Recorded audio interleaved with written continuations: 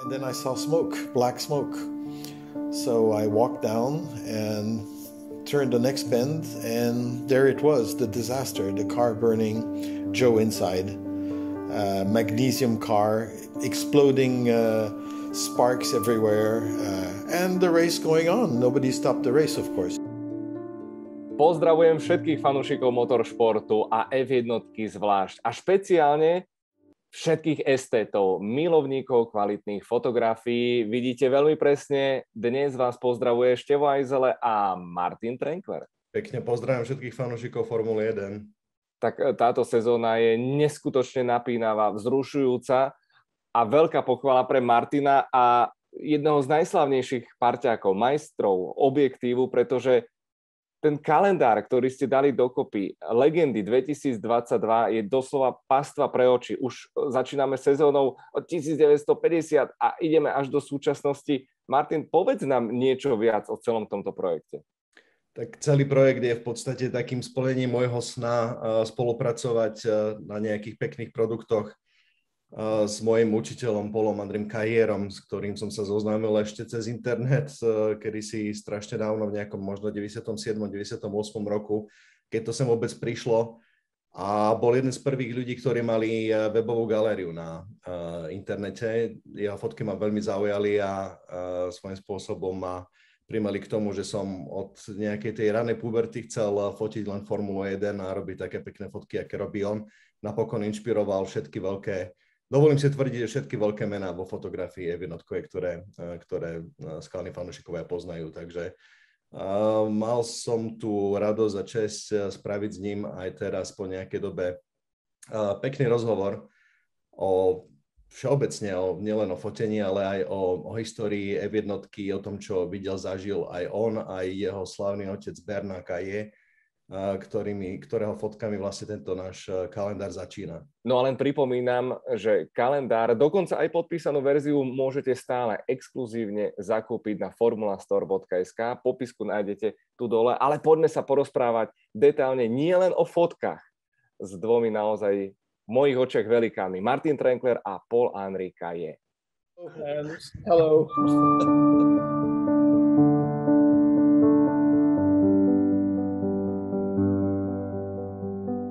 What's the brief history of the Cahier archive? Because you have one of the biggest archives, Formula One picture archives in the world. Okay, well, I think in that case you have to start from the beginning, which is when my father began doing what he did, which is becoming a photographer, a racing photographer, and a journalist. For some reason, he decided to go to the Italian Grand Prix in Monza in 1952. So he drove down there and somehow got accreditation and did his first weekend covering a Formula One Grand Prix, but it was as a total amateur. I mean, he had no deal, he had no contract, he had not even any intentions of doing anything with it, I think. But he had such a talent for communication that, as I always say, when he arrived there, he knew nobody. When he left 3 days later, he knew everybody and everybody knew him. The 60s, I became a little bit older and he started bringing me to some races. And in 65, for the first time, he gave me a camera. He says, why don't you take some pictures? So I duly started taking pictures with no particular advice because he was not that kind of guy. He probably thought that since he had learned without knowing anything, then I could do the same. I think I had some talent to start with. I had the eye. Yeah. And then it was a matter of working at it and being more thorough about it and serious. Anyway, little by little, I started helping him and doing pictures also when he was at the races. I did a number of races like that in the black and white days of the 60s and 70s. And but I was not, how to say, I was not committed. I had another life too. I had my own life.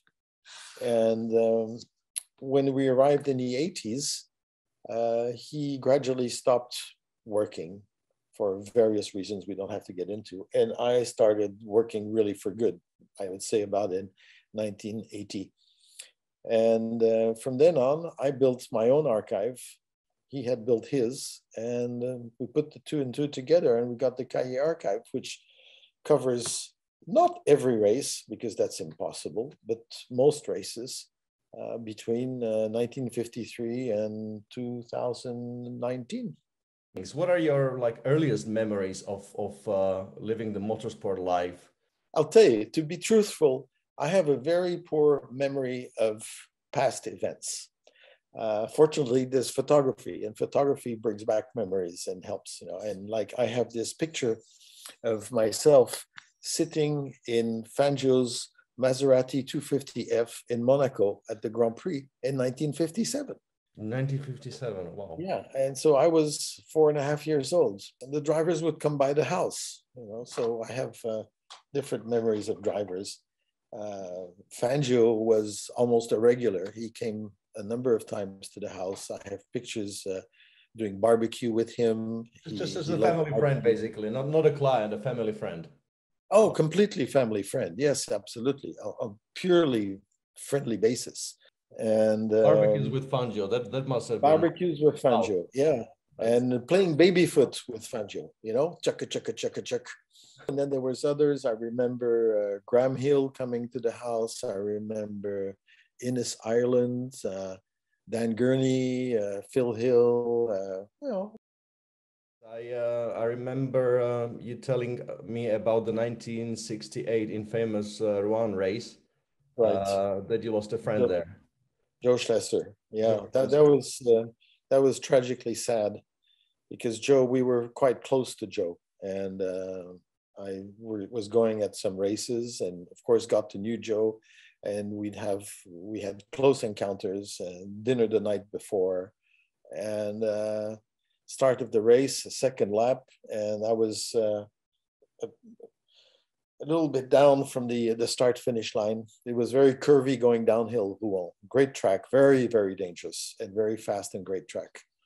And then I saw smoke, black smoke. So I walked down and turned the next bend, and there it was, the disaster, the car burning, Joe inside, magnesium car, exploding sparks everywhere, and the race going on. Nobody stopped the race, of course. In those days, you never stopped the race, right? No, you never stopped the race. In those days, it just didn't happen. Anyway, I took pictures, sadly, not of bodies or anything, of course, just, remnants of the car, carbonized. Not my favorites. And I went down to the bottom of the hill, where there's a famous corner called Épingle du Nouveau Monde. So it was a very tight right-hander, like a hairpin. Yeah. And there I took pictures, and I took one sideway picture close up of Jackie X, and he had his visor, clear visor, with his eyes like this. And in the back, you could see the 12-cylinder Ferrari. And it was a perfect picture in black and white. And I sold the picture to a French magazine, and they made a double page with it. And that was the click where I wanted to be a race driver desperately. And when I saw Joe get killed, it was like, oh, this is too dangerous. I don't want to do that. But maybe I can be a racing photographer. And tell me, how easy or different was photography or doing photography back in those days compared to your most recent memories of doing Formula One photography? It's a twofold answer. It was infinitely more difficult from a technical point of view. Really, it was not easy.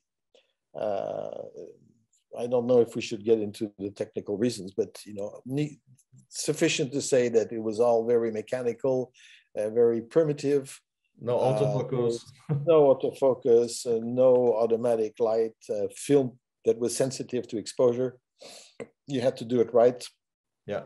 So from that point of view, it was difficult, but you got used to it, and you didn't know better. So, eventually you figured it all out, like all photographers did. That's what you had to do. But from an access point of view, it was paradise, because you could do anything, stand anywhere, be as close as you want to any driver. It was like a smorgasbord, open party. There you are, up to you. So that's the answer. More difficult and more easy. Fangio, to me, always remains like the ultimate hero because he was incredibly successful. He was incredibly smart. He did the right moves at the right time. He had unbelievable success in terms of percentage of wins and pole positions and fastest laps and everything. He was really, really amazing. And on a personal level? On a personal level, I was lucky to, get to know him even later and, having dinner with him, sitting at the same table. One time we were in Spain, I think in 1991, and he was how old was he? 75 or something like that. So, and it was a Mercedes event. It was testing a new car for Mercedes. So Fangio took the wheel of the Mercedes, and I sat next to him, and off we went, the two of us. And I tell you, he was drifting the car at 160, 170. Seriously? Seriously. Seriously. He was going balls. Fangio. Balls out. So much fun. And all that always with perfect calm, unbelievable calm. This man was always calm. He was never excited, never lost his temper in any way. He was just purely in the mastery of his emotions. With his steely blue eyes.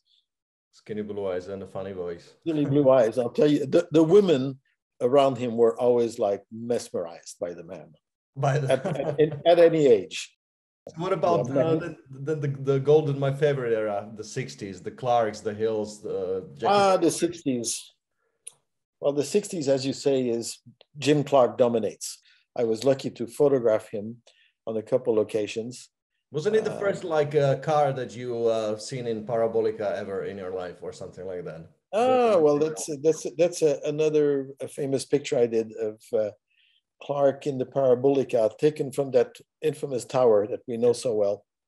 And it was just built, it was brand new. And I stood on the tower, it was in practice. And I caught him from this three-quarter above angle, and he had his arms turning and focused and perfect picture, exactly sharp, the right attitude, angle, everything. That's one of my favorite pictures. This is the last time I photographed Jim Clark. It was Monza 67. And then in 68, he was killed. None of his fault. Clark was the absolute natural talent man. They say that he wasn't even that good at tuning a car. Seriously? Seriously. He would give a couple indications, but that was it. And he left it to Colin Chapman to figure out. But he could drive around anything, of course, and always with the same totally smooth, perfect understanding of what the car was doing. So Clark was maybe the best of them all in that respect, in terms of finesse, pure talent, ultimate speed. He had it all. And he was a nice guy. Again, he was someone who didn't make any stories, and he was very, very cool guy. He was very shy. Yeah. Do you know that he's someone who couldn't make up his mind? I know. I heard the story that for a guy who was like the absolute champion of Formula One driving, he wouldn't be able even to decide what film to go to or something. Exactly. Right. Or he would come to a crossroad at an intersection and he couldn't decide whether to go left or right. No GPS. Incredible. Incredible. That is incredible. And yet, once he was in a race car, he was able to always make exactly the right decision at the exact moment. Yeah. Just funny, huh? Absolutely natural talent. But with his speed twin, as they called him, Mr. Jackie Stewart, you were more familiar. I think you were almost neighbors in. Yes, almost neighbors on Lake Geneva. We were on one side of Lake Geneva in Evian, and he was on the other side in Bursin or Benin, I can't remember. a small Swiss village. And so we would go and see Jackie once in a while to his house, or he would also come to our house. And so Jackie is really one of the drivers that I had the most relationship with. What a fine person, what a lovely person. Phil. And, you know, again, there's a story behind the story, because Jackie is dyslexic, and he's profoundly dyslexic. He cannot use a phone. Dennis Jenkinson, the very famous British writer, one of the very best, was very tough on Jackie, because he thought that drivers should just forget about fear and danger and just drive. And if they got killed, that's the way it was. Where Jackie sensed that things were turning. The cars were faster and faster too. Mm-hmm. You have to remember that all of a sudden, with the 3-liter engines, and starting in 1967 especially, cars were going really fast. And the circuits were exactly the same as before. Yeah. And so the level of danger was becoming much greater. And because of the different tragedies, especially in 1968, where 4 drivers were killed in the space of 4 succeeding months. It was Jim Clark on the 7th of April, and then it was Mike Spence on the 7th of May, then it was Lodovico Scarfiotti on the 8th of June, and Joe Slesser on the 7th of July. And so that created like an atmosphere of doom, you know, like, wow, what's happening? In 1968, nobody did anything about it except Jackie. He sort of invented the concept of safety in motor racing, because up to then, the word safety was just absent. Mm-hmm. Nobody knew what it meant, and nobody cared. So Jackie was extremely influential, and as history shows, he was right, I think. You know, there was a lot to be done. What do you think about Niki Lauda generally? How good was he compared to his competitors? Niki was, how to say it? Cold dog. I don't think he was the fastest driver around. Really? No, really. I think that he was extremely good at extracting the most of what he had. Mm-hmm. And he was probably a very fine tuner, and he had a brilliant mind. He was very intelligent, knew how everything worked, and knew how to have people work for him in those days. It's intelligence that seems to me the mark of Niki Lauda, and of course bravery, because what he did is unbelievable, as we all know. Of course, following his accident. But in terms of pure driving skill, he was, of course, extremely good. That's not what I'm saying. But compared to Alain Prost in 1984, Prost was a better driver. When you take Niki compared to Clay Regazzoni, Clay was a faster driver, but he didn't have the brains that Niki had. Mm-hmm. That's the difference. Mm-hmm. So Niki won. They didn't call him the computer for nothing. Yeah, he really was. He had that brilliant intelligence that allowed him to, with what he had, with his driving skills, to extract 100% and win races and win championships. Prost had ultimate talent. You know, when you can consistently win races, not driving 100%, but driving at 98%, the way Prost did. You have to put Prost in the same league as a Jim Clark. In his plus, Prost had something more, is that he was an extremely good technician. He understood how car functions. He knew how to fine tune them, etc., which Clark was not his best, as we said earlier. And so, in non-emotional, pure terms, maybe Prost was the best. But he was, how to say, it was difficult to like Prost. Mm-hmm. Whereas Senna was the ultimate emotional man who was able to work on himself, extract the talent that was dormant, bring it to the surface, and then have this unbelievable concentration that allowed him to pulverize everyone in terms of absolute speed.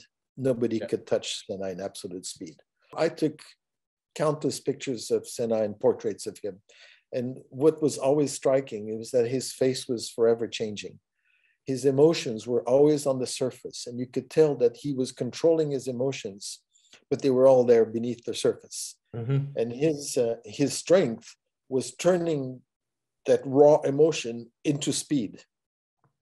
Where Prost, there was no raw emotion to turn into speed. It was just he had natural talent, and he just used it to the max. Yeah.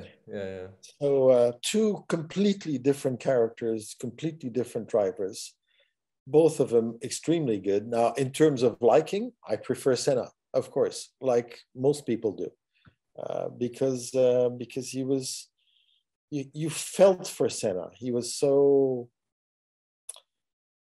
there was a fragility about him. Mm-hmm. He was fragile, and yet he was ultimately strong. You know, in makes him a fascinating character. It's the fascination. Fascinating is the right word, I think. Yeah. Yes, it's the right word. It's a complicated story, Michael Schumacher. In the beginning, he was just like, wow, you know, this kid arrives and he's just so fast. He's blindingly fast. So of course you admire him, and the only thing you can see is, wow, we have a wonder kid. This is going to be a new star. I think it was pretty obvious from just about the very beginning. And then we arrive at 1994. And 1994 is such a difficult moment because Senna gets killed. And he is pushed like crazy by Schumacher. And there's this suspicion, which lingers to this day, that the Benetton was not legal, that they have some system of traction control which helped make the car faster than it should have been. And in a way, you think, well, because of that, Senna had to push that car that he had, which was a bit of a ill-born car. It was not the best of Williams cars. And he had to push himself too hard. And, you know, he started making mistakes and spinning in Brazil and very unlucky in Aida, and then came Imola. So anyway, it goes on to the end of that season. And then there's Adelaide, and Damon Hill can win the championship, and Michael does one of his things. Mm. And so, you know, it becomes part of the persona, the perceived persona, is that this guy is willing to go too far in order to win. But having said that, you could say the same about Senna. Yeah, the glorious in 1990 loved Suzuka. Yeah, well, and not just that. Senna was rough. He was willing to take very high risk, and in order to win. You know, it's that concept of winning at all costs, which was very much a trademark of Michael Schumacher. Yes.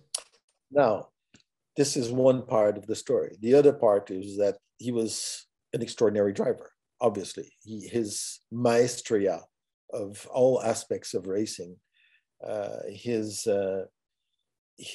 determination, unbelievable determination. I remember reading the stories about him doing his physical training, and you know, nobody could stand it. I mean, he was so good, so strong, so determined. He would push himself to such extremes to have the best physical body possible. Yeah. And that was part of his absolute determination that, you know, I'm going to win. I'm going to show them I'm the best. And he did. And his career was absolutely extraordinary. I didn't know the man on a personal level. I know that people who did always say that he was a very nice man, and he was a family man, and he was a good guy. He was generous and all that. Now, the legacy that he leaves in Formula One, it's obviously subjective. It depends how you perceive what angle you take. You know, he's you could say he's a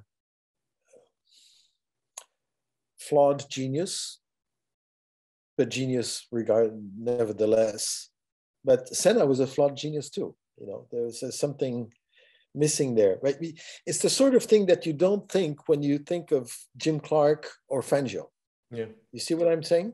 Mm-hmm. There's no doubt in the mind. When you talk about Jim Clark or Fangio, they're like perfect icons. There's nothing that you can pick and say, well, he was a little bit like this or too much like that or whatever. No, they were just pure. And I think we can use this term pure. Yeah. Where Senna was not pure and Michael was not pure. And they set the way to what happened afterwards, because it became a way of driving and a way of competing for other drivers, which we can see to this day. Yes. And we see it. I definitely see that streak in Max. Max is very much like Michael. He is willing to really be rough. How will people remember Lewis Hamilton once he retires? It's always the problem of judging drivers who drive the best cars. So it's a problem. It's a problem because he's been driving this Mercedes for all these years and he's been winning one championship after the other. Yeah. But we all know that the Mercedes is the best car. Yeah, by far. Yeah. By pretty far. So you got to take that out of the equation in order to be able to have a fair judgment of the actual driver. To me, that happened in 2007. When he was a rookie, he was 21 or 22, and he joined the driver who was the best driver in the world, Fernando Alonso. Yep. And they took it to the wire and finished the championship like half a point apart. So there you go. That's Lewis. Lewis is incredibly good driver, because I regard Fernando as an absolute extraordinary driver too. And so we have the two of them there. Then he is consistent. He is able to deliver the goods in a very consistent way, although he had a period where it wasn't the case. In the period where he was with that girl, the pussy, what's her name? Nicole Scherzinger, I mean, yes.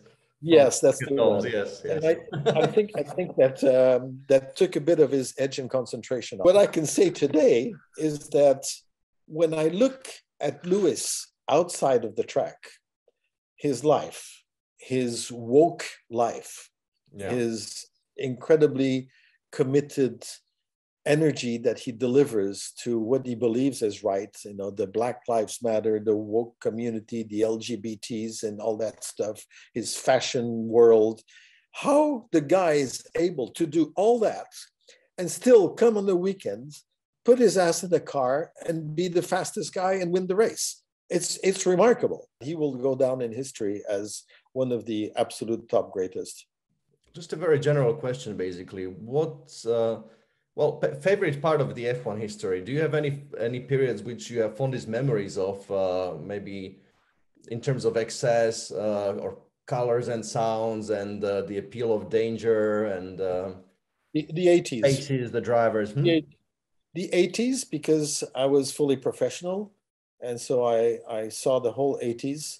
The 80s because they had the ultimate Formula One cars, the turbo cars. And they had no driver's aid. They had manual gearboxes, no traction control. And they had these absolutely beastly cars that would deliver 1,200 up to 1,500 horsepower. Yeah. And they were wheel spinning throughout the gears. And with turbo lag. And, you know, it was remarkable that they were able to do what they did, these drivers. But then when you have the best drivers in the world, that's what they do. They deal with it and they overcome the obstacles and they deliver maximum performance. Yeah. And so I think it was colorful. It was spectacular. It was a great era, and it had not yet reached that over-professional level that happened in the 90s. It was still a bit of the 70s spirit with diabolical cars. And of course, we had, you know, an array of wonderful drivers. Nelson Piquet and Prost and Senna and others, and some great duels. Yeah, 80s were good. Okay, thank you very much, Paul-Henri. We could, I think, go. We know each other for so many years, and I always love listening to your stories, and there's so much more we could touch on, but I think it's been really pleasurable chats again. Maybe we can do a second round. Thank you very much for all the Czechoslovakian fans. Okay, hi to them. Stay safe, of course. Okay, I will. Don't worry. And Hasta luego. Ciao, ciao. Okay. Bye-bye. Bye-bye.